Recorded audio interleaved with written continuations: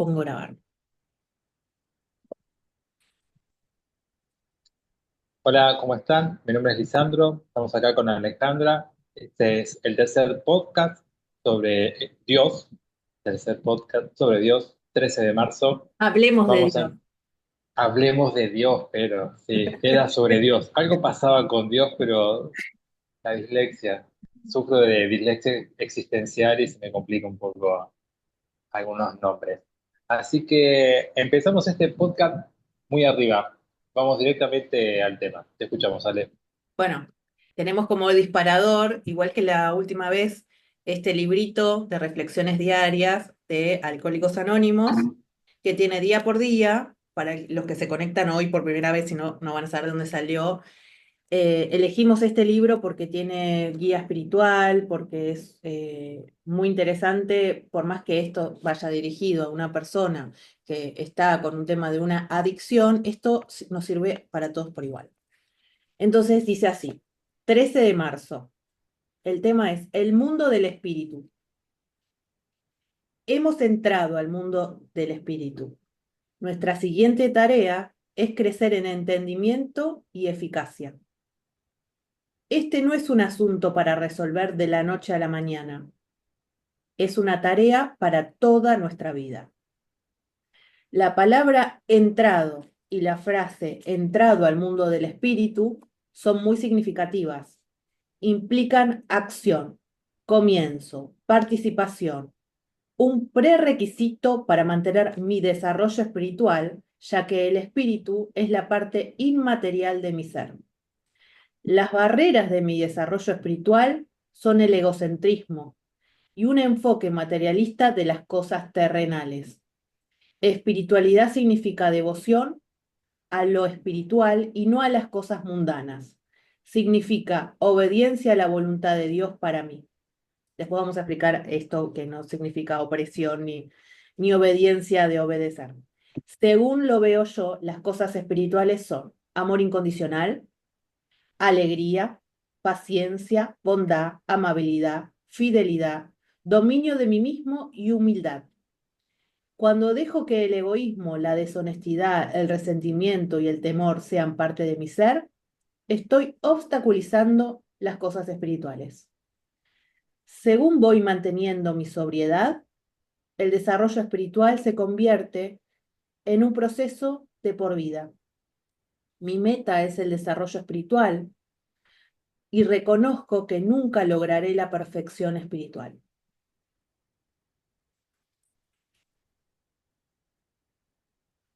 Bueno, Bien, paso a explicar rápidamente la parte de obediencia. O sea, obediencia dale. em, no significa que debo obedecer a través del temor, porque Dios es castigador y me está juzgando o mirando a ver si yo estoy haciendo bien o mal. Dios no nos juzga ni nos está mirando si hacemos bien o mal. Nos juzgamos nosotros mismos, nuestras acciones. Y el día que desencarnemos, también nos vamos a juzgar nosotros mismos. No va a venir Dios a juzgarnos. Esto significa, a obediencia es a tengo conciencia que hay un ser que está por encima de mí, creador de todo este universo. A eso se refiere. Que yo como hijo de creación de, tengo que tener conciencia de todo lo que me rodea y toda la escala de valores. A eso se refiere obediencia. No sé si vos querés aportar más sobre la obediencia o con eso Yo estamos. lo entiendo muy desde el palo de la física. O sea, es como, eh, nada, las cosas se caen al piso. Es como si uno rinde obediencia sobre eso. Desobedecer esa ley es un problema. Es como, esa es del campo de la mecánica, las cosas se caen. Pero hay leyes de todo tipo en el universo. Y hay como si fuese leyes para la materia, hay algunas leyes para lo que la ciencia llama antimateria, hay algunas leyes para el campo de lo social, de lo personal y de lo espiritual. Entonces, es como, no es sumisión y dogma, es como aprender a ver la ley en distintos campos, de esa manera. Bueno, bien. Em, yo me quedo con la última frase no, primero, me quedo mejor primero con la primera, pues la última es la última, que dice, hemos entrado al mundo espíritu y al mundo espiritual, y dice, nuestra siguiente tarea es crecer en entendimiento y eficacia. Y yo practico, o trato por lo menos, de practicar la conciencia.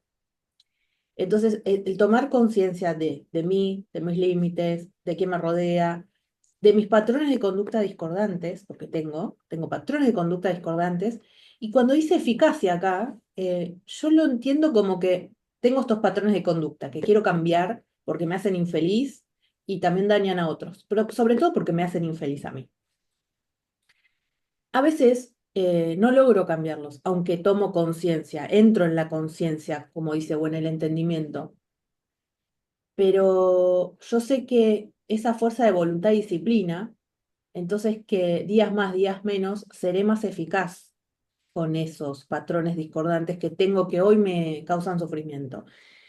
Llámense acciones o pensamientos, ¿sí? Porque a veces yo me doy cuenta, me encuentro a mí misma teniendo pensamientos recurrentes en patrón sobre esto no voy a poder, esto no sé qué, o haciendo juicios de valor con cosas que no deberían importarme, que no son de mi asunto, que no me incumben. ¿Por qué estoy pensando en esto?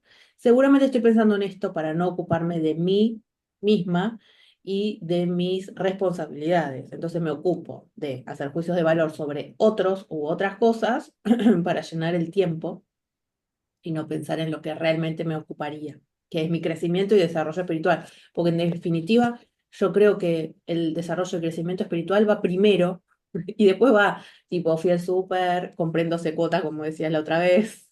Eh, ¿Cuál es Sí, lo real? ¿Este mundo que podemos tocar, ir al supermercado, ver Netflix? ¿O el mundo donde soy un ser espiritual rodeado de otros seres espirituales, donde estamos conectados por, no sé, a veces desde el pensamiento? ¿A cuántos nos ha pasado de pensar una cosa, que el otro lo diga? ¿Cuál es lo real? Bueno, yo elijo que lo espiritual. Espíritus viviendo una experiencia física. bien. Sí, todo lo que leíste tiene como por un montón y recién abriste es otra carpeta para mí que es lo real. Vamos a dejarla ahí y yo iría a, claro, a cómo es que entra uno al mundo espiritual. También, ya que lo trajiste al tema, yo también hago trabajos de conciencia de sí, de división atencional. El trabajo en este caso empieza por atender a uno y al medio, sin olvidarse de uno mismo. Y aprender a reconocer primero que uno durante el día, desde que se despierta hasta que se vuelve a dormir, pasa por distintos niveles de conciencia. Y a cada nivel de conciencia le corresponde cierta concepción de realidad y ciertos estados de ánimo y ciertas posibilidades de reflexión. Entonces hay que aprender a ver cuál es el momento del día en el que uno está más despierto, cuánto tiempo dura eso y lo que pasa en ese momento cuando uno está más despierto es muy influyente en la vida de uno. Entonces yo una vuelta me encontré, el momento más despierto de mi vida, yo estaba trabajando para una empresa cargando números en un Excel. Y dice, no puede ser que el momento más despierto de mi vida esté cargando datos en un Excel. Qué desperdicio de atención. En esa época trabajaba mucho con el agradecimiento y el pedido para poder direccionarme hacia otro lado. Eso fue sucediendo y en esto de la conciencia y de tomar conciencia, para mí fue clave aprender a reconocer cuál es el momento del día en el que estoy más despierto. Porque importa mucho lo que uno hace en ese momento y no te lo enseñan, no es algo que viene en esta cultura. Por lo general en esta cultura está el sueño, un semisueño que pasa muy rápido y después ya estás despierto. Y todo lo que pase ahí es real. Eh, pero no, tiene una franja de variaciones muy importantes. Y que para mí, entrando en el contacto con lo espiritual o entrando en una vida espiritual o siendo consciente de la vida espiritual, eso cobra mucha importancia. ¿Cuál es el momento del día en el que estoy más despierto? ¿Qué hago? ¿Y qué hago con mi conciencia? Y sobre todo, ¿a qué le dedico atención? hacia dónde va, porque para mí la atención también es como, eh, no sé si es alimento para el espíritu o fuerza para el espíritu, pero me parece también que es importante en relación a este texto que traes, intercambiar un poco de si en algún momento sentimos el ingreso a esa vida espiritual. Porque ahí el libro dice como que ya ingresamos. Nosotros salteamos unos días en el medio donde pasó algo y acá parece como que ya estamos en lo espiritual. Entonces, sí me gustaría preguntarte si vos sentiste el ingreso a lo espiritual y que cuentes cómo fue. Bueno, en realidad, según lo que yo estudio o he estudiado o he leído, somos seres espirituales todo el tiempo, viviendo distintas encarnaciones o momentos. Entonces, desde que salimos por el canal de parto de nuestras madres, o de la panza, depende por donde nos saquen, ya estamos viviendo la experiencia física y ya somos seres espirituales. O sea, nunca dejamos de ser seres espirituales. Sí, estamos con, creo que es esto lo que vos me preguntas, distintos niveles de conciencia. Entonces, porque nosotros estamos viviendo en esta encarnación, según mis creencias, obviamente, em, estamos viendo esta encarnación con una sola parte de la expresión del alma, como menos de un 1% está en este cuerpo. El resto está en otros cuerpos, en otras vidas, en otros seres, todos a la vez, porque no hay tiempo y espacio. Entonces, en este 1%, bueno, ¿qué nivel de conciencia me tocó? X. Bueno, voy a seguir manteniéndolo o voy a hacer algo al respecto. Y cuando hablo de nivel de conciencia, no siempre significa tener la vida más prolija o la vida más que de afuera se ve, tipo, no sé, va, ayuda a los pobres, va a la misa, es buena esposa, bueno, no sé. No, hay gente que es sumamente infeliz o le pasan un montón de cosas re difíciles y tiene alto nivel de conciencia. Sí, que su alma eligió esos retos un poco dolorosos para seguir elevándolo. Es lo que hablamos la vez pasada, de bueno, ¿qué quiero elegir yo para esta vida? Mi alma no tiene ego, entonces no sufre, pero yo en este cuerpito físico sí resufro. Entonces, bueno, quiero elegir experiencias más amorosas. Entonces, ¿qué nivel de conciencia tengo hoy? Obviamente, si yo voy para atrás, se cayó algo, voy para atrás, mi nivel de conciencia sobre el darme cuenta, es re loco porque en inglés existen, para definir conciencia hay un matiz muy grande y en el español es siempre la misma palabra para todos esos matices es siempre conciencia. Mm, Entonces yo o sea, nivel de conciencia álmico tenemos, nivel de conciencia de acá, después nivel de conciencia de me estoy dando cuenta, ese es otro nivel de conciencia. Tomo conciencia de, me, me tomo contacto con. Bueno, ¿cómo explicamos todo eso con la misma palabra? Difícil.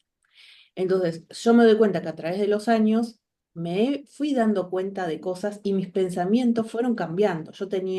Siempre soy una persona que me caracterizo por que mis creencias son bastante firmes, ¿sí? Y es re loco porque muchas que yo creía muy firmes fueron cambiando totalmente.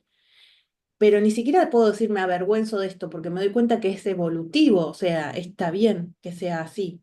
Y lo comparto y lo digo para que otros también se animen a cambiar de opinión o cambiar de creencia, porque a veces nuestras creencias son más limitadas y creemos que esto es de determinada manera y algunas experiencias en la vida te obligan a verlo desde otro lugar, porque a veces muchas cosas, hasta que no nos pasan o no nos pasan cerca, eh, no podemos tomar contacto con, solamente tenemos una visión aproximada y limitada de, entonces hasta que no te pasa no puedes hacerte consciente. Entonces, ese camino, que ni siquiera está ni por la mitad para mí, por supuesto, pero sí ha ido evolucionando, y tengo una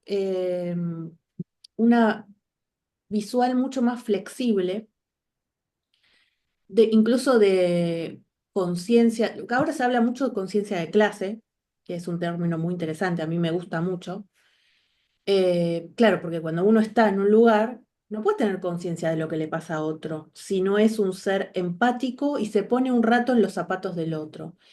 capaz no lo vas a entender totalmente, pero poniéndote un rato en los zapatos del otro, en el contexto social, económico, etcétera, podés tener un atisbo de lo que estaría, bueno, la conciencia es eso en definitiva, ¿sí? Puede ser algo político, puede ser algo espiritual, pero siempre es espiritual en definitiva, porque aunque sea algo político, es espiritual. Al menos yo lo veo así. Entonces, bueno, eso fue cambiando a través de los años, me volví más flexible, espero todavía ser aún más flexible y entiendo que, aunque a veces incluso por mi trabajo, que mi trabajo es ayudar al otro que tome conciencia, mientras yo también tomo conciencia, porque no es que yo ya me di cuenta de todo y listo, no nos vi, ya me fui, chao, no, no, sigo acá en este planeta. Entonces, para ayudarle a la persona que tome conciencia, a veces la persona no está lista en ese momento como yo quisiera que esté lista. Entonces me hace querer que la persona se apure. Entonces hoy entiendo que cada uno tiene su crecimiento a su propio ritmo, que yo tengo que aprender a tener paciencia y además es solo mi visión limitada, de que yo creo que la persona debería tener o que yo debería hacer. Es solo una visión muy limitada. Entonces ahí es donde cuando me agarran todas estas cosas, vuelvo a mi ser espiritual, que nunca me fui, pero vuelvo a tomar conciencia de que soy un ser espiritual, que estoy conectada a mi yo superior, pido ayuda, pido que me allanen o me muestren el camino por dónde ir para ser un ser más amoroso y más, sobre todo feliz, porque es lo que yo quiero ser feliz. Y acá, como decía, ser más eficaz porque si no me dejo llevar por mis creencias limitantes de lo que se supone que el otro debería hacer, lo que yo debería hacer, decir, y a veces no es tan así, ¿sí? Por eso hablo de la flexibilidad, que es algo que a mí bueno, nada, trabajo porque a veces me cuesta ser flexible.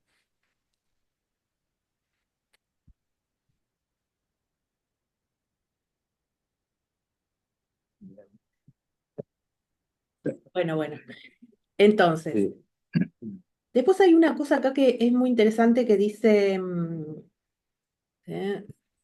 Según las cosas yo veo, según yo las cosas espirituales son amor incondicional, alegría, y habla de, ¿dónde está? Habla de, ay chicos, por favor. Bueno, hablan de, bueno, lo pongo otra vez. Joder. De sobriedad, acá está, sobriedad. Según voy manteniendo mi sobriedad, el desarrollo espiritual se convierte en un proceso de por vida. Y acá es muy interesante esto, porque uno podría tomar la sobriedad como no tomo alcohol o no consumo drogas, pero no habla solamente de eso. ¿Qué es la sobriedad? Darle la importancia justa, ¿sí? Sobriedad emocional, darle la importancia justa a los acontecimientos. Entonces, ni exagero, me vuelvo loca con una situación, ni me evado de la situación, le doy la importancia justa. Entonces, la práctica de la sobriedad, ya sea con una sustancia, con un patrón de conducta, con una maña que uno tiene, con lo emocional, con los vínculos, es son límites muy finos que yo lo practico hace años y muchas veces derrapo. Entonces, la sobriedad me ayuda a tener mejor contacto con mi yo superior y conmigo misma, porque me doy cuenta que muchas veces me evado de ciertas situaciones, porque como decía, cuando hago juicio de valor sobre otros o sobre algo que está pasando para no ocuparme de mí, me estoy evadiendo. Entonces no estoy siendo sobria, porque me estoy ocupando de cosas que no me corresponden. Si me pasa algo y yo sobre reacciono y sobredimensiono y hago un drama y una exageración, no estoy siendo sobria. Y si me pasa algo grave y anulo mis emociones y sigo como si nada, no estoy siendo sobria, porque estoy haciendo como si no me estuviera pasando nada cuando en lo que me está pasando por ahí amerita que me ponga triste, llore, tome un momento para mí o lo que sea que necesite transitar o gestionar. Entonces la sobriedad emocional, mental, espiritual, en mis vínculos. ¿Dónde está mi límite? ¿Y dónde está el del otro? ¿En esto qué está pasando? ¿Tengo que actuar? ¿Tengo que decir algo? ¿O tengo que quedarme en mi lugar esperando que lo... Bueno, es la práctica de la vida diaria, básicamente. Entonces a mí me pareció muy importante que esto mencione la sobriedad y no solo de la forma del alcoholismo o la adicción a las drogas, sino la sobriedad en un concepto total. No sé cómo pensás de la sobriedad o cómo la practicas vos. Sí, como armonía también. La relaciono con la coherencia, en el sentido de que a la coherencia la relaciono con sentir, pensar y actuar en la misma dirección. Y que eso te aleja quizás de los exabruptos, de, como de los positivos y de los negativos. Es quizás difícil hablar de alejarse de los exabruptos positivos. El tema acá es la desproporción. Para mí el término sobriedad está relacionado con la desproporción en como su oposición. Una persona no sobria es como desproporcionada en su sentir, en su pensar y en su hacer. Entonces, para mí la vida espiritual ordena eso en todos los ámbitos de la vida. Uno es como lo espiritual no se ve con los ojos, a veces es difícil describirlo, pero es como si uno pudiese sentir la armonía en las relaciones personales, en el día que uno va teniendo, y como aprender a valorar esa armonía o esa sobriedad. Porque sobriedad también puede parecer aburrido, pero para mí también es como una mitificación sobre las palabras cuando se las externaliza, porque la otra vida es como más accidentada y esta otra vida te lleva a conectar con gente que no pensabas que podías conectar, como que, nada, por ejemplo, cuento otra anécdota. Eh, Creo que me iba a dar la segunda vacuna contra el COVID. Esa charla, si querés, después otro día la tenemos sobre si había que vacunarse o no. Sí, sí, sí, sí, La sí. cuestión es que ya estaba en una, llegando tarde, y me tengo como que tomar un taxi. Entonces me subo al taxi, le digo la dirección, voy al estadio de San Lorenzo y me dice, ¿te vas a dar la vacuna? Me dice el taxista, y yo digo, sí. Me dice, yo no me la puedo dar porque hace 3 meses estuve internado, casi me muero 2 veces. Y a lo que voy es que en un estado de sobriedad, la gente te empieza a contar cosas y terminas en situaciones particulares que están buenas, pero que para mí son como el campo de lo espiritual y de esa sobriedad, en la que si estás como distraído o no sé cómo encontrarle una comparación al ebrio, pero al ebrio que no, sin tomar alcohol, que está chupado por El sus ebrio urgencias ve la realidad cotidianas. distorsionada. Entonces, Claro, pero eso, es en esto. la distorsión. Si vivís en la distorsión, no podés escuchar a la otra gente. Y en este caso, el taxista me termina contando también algo para mí súper trascendente, que como venimos contando, en este caso el taxista no tomó contacto con Dios. Lo que me empieza a contar es que él había estado en Malvinas, había estado herido, casi se muere. Lo- los soldados, los compañeros, lo sacan del campo de batalla y él siente que los salvan en ese momento los amigos. En este momento había ido al hospital, había estado internado, había estado bastante mal y tiene un paro respiratorio, como que estuvo complicado el tipo. Eh, y de nuevo, los excombatientes lo van a visitar y él está con los excombatientes un tiempo, pero comparte habitación con un anciano al cual también tenía COVID, estaba muy mal de salud y las enfermeras no le daban atención. Entonces el taxista me cuenta que el tipo se quejaba todo el día, casi no hablaba, solamente gritaba, y el ex combatiente de Malvinas narra lo siguiente: un día me cansé y lo empecé a asfixiar con la almohada. O sea, el taxista se paró, salió de su cama y lo empieza a asfixiar con la almohada. Y ahí tiene una revelación. Mientras lo está, y esto lo cuenta el taxista, juro, mientras lo está asfixiando, el taxista cae en cuenta de que las enfermeras lo estaban abandonando y por eso el viejo se quejaba. Entonces, de ahí en más el tipo cambia la actitud y él empieza a asistirlo al anciano. Y le empieza a dar de comer, lo empieza a ayudar a ir al baño. Es como fuerte la situación. Pero, ¿cómo llegas a que un taxista te cuente esas cosas? para mí es parte de la armonía y de la sobriedad, en la que si vas gritando, hablando, desconectado de vos y del mundo, estas cosas trascendentales no te llegan, no te tocan, Hay no que las estar puedes escuchar. presente y abierto. Claro, sí. Y eso te la da, eso, presente abierto te lo da la sobriedad, Sí, no te lo da la distorsión. no. Y además, como todo es una reacción en cadena, porque él termina haciendo eso, porque muchas veces jugamos los juegos que nos proponen. Muchas veces entramos no nos damos cuenta. Entonces, las enfermeras dejaban al señor este, porque, no sé, porque era viejo, porque vaya a saber por qué. ¿Qué pasa? Pasa la desidia. Yo también lo he visto en los hospitales, internación, etcétera. Y la cosa con los viejos que los dejan gritar, y lo he visto muchas veces.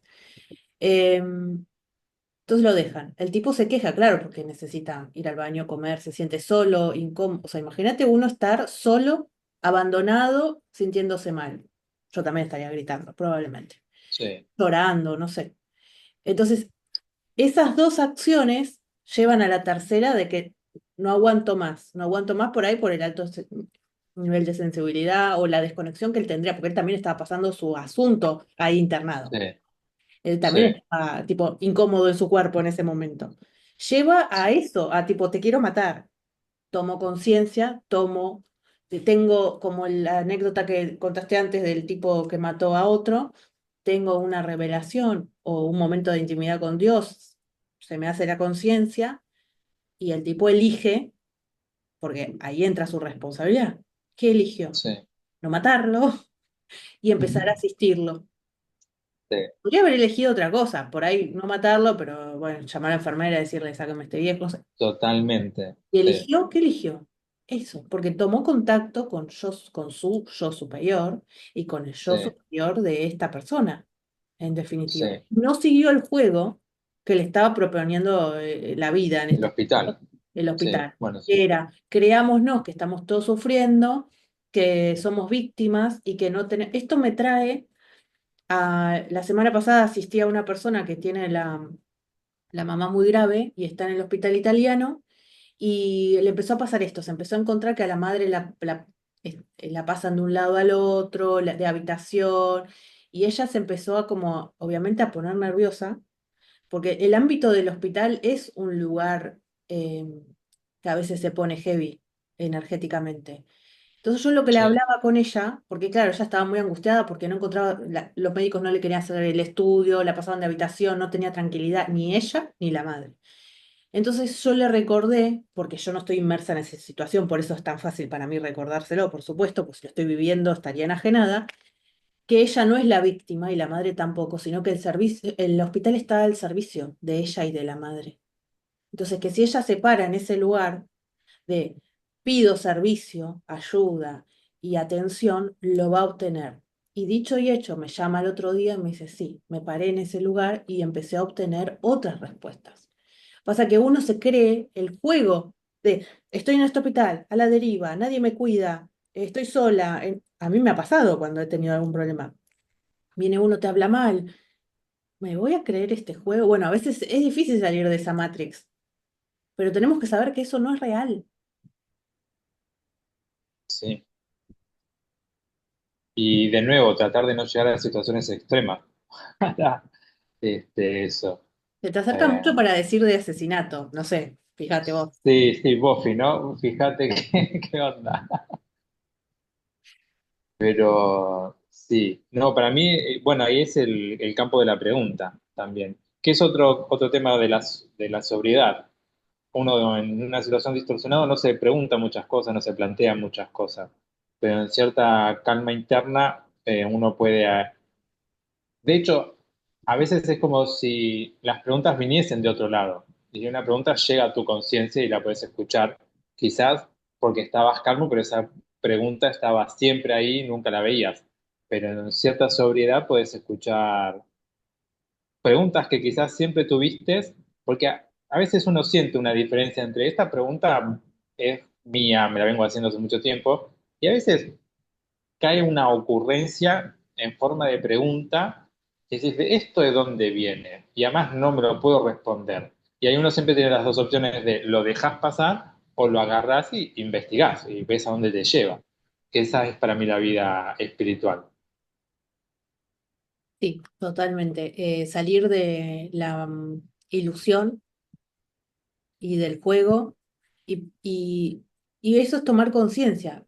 Este juego que me están proponiendo, ¿quiero jugarlo? ¿Lo estoy jugando porque quiero? Sí, Entonces, bueno, básicamente eso es, es una forma es una de las tantas formas de tomar conciencia. Eso, me hago consciente de mí aquí y ahora, qué papel estoy interpretando, si estoy interpretando el que yo quiero interpretar o me está llevando la situación y me estoy dejando llevar. Entonces, para mí en el día son varias veces, por lo menos yo, en las que, porque yo me dejo, me meto en el juego rapidísimo, así. Y a veces estoy inmersa en unas situaciones bizarras, peleando o discutiendo o pensando, mirá, esta no sé qué, esta hija de... Digo, para. O sea, ¿en qué momento yo... No quiere decir que yo no me pueda enojar si alguien viene, o sea, y tener una discusión, por supuesto que sí, porque es la vida, pero la mayoría de las veces no amerita, mm, no amerita. Bueno, eso es una práctica diaria para mí. Ojalá un día sí. pueda, tipo, estar como en un estado total, de total neutralidad.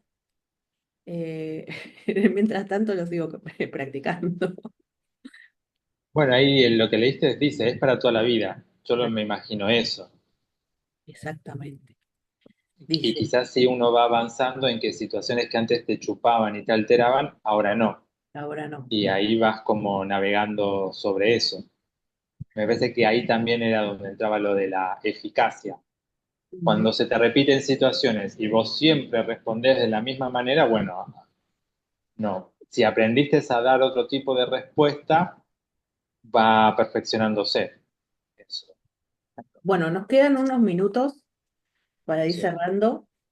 Y claro, como vos decías, que dice acá, dice, mi meta es el desarrollo espiritual, reconozco que nunca lograré la perfección espiritual. Entonces, esto también nos quita peso de encima, porque yo cuando empecé mi camino creía que tenía que llegar a un lugar y ser de determinada manera mi fantasía. Como a veces se presentan cierto, por ejemplo, no sé, en la televisión yo veía una que se presentaba con un gorrito acá y que no sé qué y parecía...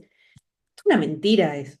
O sea, ya si te tenés que poner un gorrito, una túnica y no sé qué, ya tipo desconfianza total. Para mí la persona tiene que ser como es y no querer sí. aparentar. Entonces, ya esa idea a mí ya bajó. Entonces digo, bueno, si nunca voy a llegar, siempre voy a hacer mi mejor, o sea, lo mejor que pueda, como dicen los cuatro acuerdos, lo mejor que pueda hoy, que lo mejor que pueda no es el esfuerzo desgastante, sino lo mejor que puedo hoy en este momento. Y como es una práctica diaria, me quita la presión de querer ser perfecta. Porque ¿quién en el fondo no quiere ser perfecto? Yo re quiero. Y siempre como que apunto a eso, pero me doy cuenta que eso es parte del egocentrismo, como dice acá. El egocentrismo me limita mi espiritualidad. Entonces como un círculo vicioso. En vez de volverse uno virtuoso, Como es un círculo vicioso, por eso están Alcohólicos Anónimos. exactamente. Pero es es el tema. Hay cosas que vienen de la cultura, que la cultura capitaliza y te vende, tenés que ser perfecto. Porque además venimos de la revolución industrial. Sí. Todo ese pasaje de el medioevo, de lo artesano a la revolución industrial, donde las cosas se fueron perfeccionando y donde el ser humano fue descubriendo cómo hacer que funcionen mejor y duren más, pero después la economía dijo, che, que no dure tanto porque si no, no podemos vender. Entonces, bueno, que sean buenas, pero que duren menos tiempo. Claro. Entonces, hay un perfeccionamiento de la materia que para mí no es del campo de lo espiritual. Y por lo menos yo a lo espiritual lo significo más como movimiento, no como una cosa. Y para mí las cosas pueden tender a cierta armonía que te da sensación de perfección, pero el movimiento tiene otra característica de perfección, me parece. Eh, y que en un punto no es como comparable con cosas que conozcamos acá en la Tierra, porque tiene como otra ley. Eh, o sea, imagino más una perfección espiritual como un movimiento perpetuo a un lugar al cual hay que llegar. que esa es la realización de terminaste la primaria, terminaste la secundaria, terminaste la carrera, conseguiste esto, conseguiste lo otro, son cosas, lugares a los que uno llega. Pero en lo espiritual, si es eterno, no podrías llegar a ningún lugar e incluso la llegada podría ser el punto de retroceso de ese camino. Si en algún momento decís, listo, hasta acá llegué. Es como, ahí varía un poco la imaginación de lo perfecto en relación a un movimiento continuo, ¿no? Eso. Ujú. Bueno, nos vemos en el número En el 4. próximo. Nos vemos en el número 4. Dejen comentarios. Saludos. Dejen comentarios, chau, chau.